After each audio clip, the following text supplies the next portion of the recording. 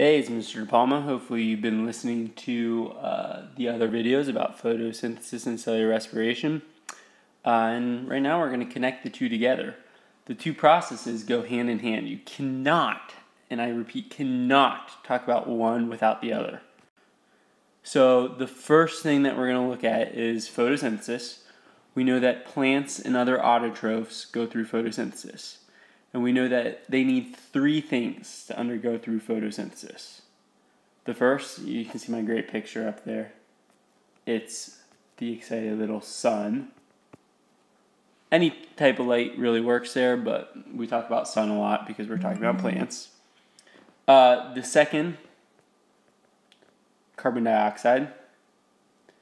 Carbon dioxide, remember, goes in through the pores on the underside of the leaf called the stomata. You have to say it like that. It's a rule. And then finally, water goes in through the roots. So those three things combine, and sunlight uses its energy to break down the carbon dioxide in the water and change the way they are arranged. And what it changes them into is, first of all, one of the byproducts, which is oxygen. And so the plant's going to release a little bit of oxygen. The other product, though, is the important one. They're both important, but this one's a little more important. And it's glucose. And we know glucose is C6H12O6. Well, if you watched the other video, which I hope you did, you should. If you watched the other video, glucose is stored chemical energy. So the whole point of photosynthesis is to take light energy and turn it into stored chemical energy. The other process that we're going to look at, obviously, is cellular respiration. And specifically right now, we're going to look at aerobic cellular respiration. And you should remember, aerobic means with oxygen. So oxygen is going to be one of the molecules that's used. And to make things convenient, I'm making things difficult on myself. We're going to put oxygen down here and ignore it up here. Right? And then the other thing that's needed for cellular respiration is you need stored chemical energy. And guess what molecule we just got done saying has stored chemical energy in it? That's right, glucose. Well, looky there. Isn't that convenient? Exactly what's made in photosynthesis is what's used in cellular respiration. Whoa, crazy. So they kind of connect into each other. You can see that these processes are really important, and now you understand why photosynthesis is so essential to other organisms. You can see all cells down here go through cellular respiration.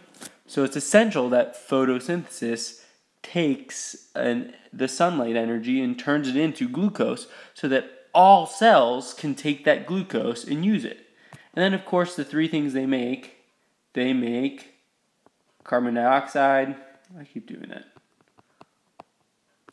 Carbon dioxide, water, and the big one, ATP.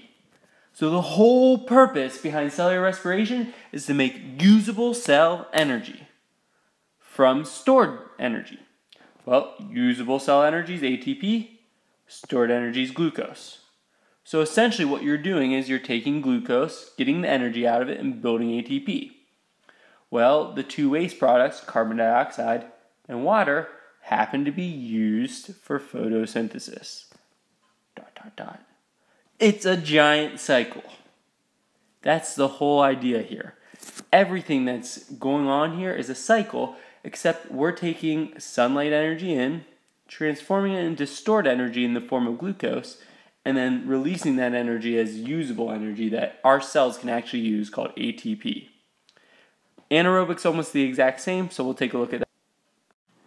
So we know for anaerobic respiration, it's pretty much the same thing as aerobic cellular respiration, except the word anaerobic. Anaerobic means without oxygen.